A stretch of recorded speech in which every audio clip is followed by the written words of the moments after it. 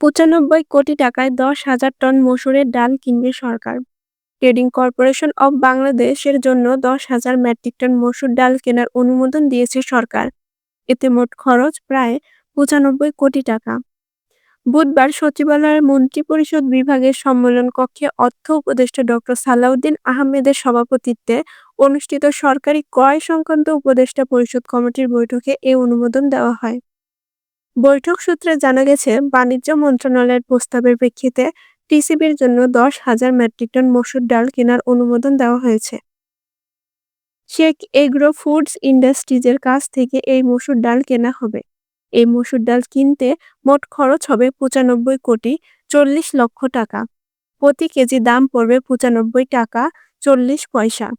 ক্রয় সম্পন্ন করার পর টিসিবির ফ্যামিলি কার্ডধারী পরিবারের কাছে ভর্তুকি মূল্যে এসব মসুরের ডাল বিক্রি করা হবে।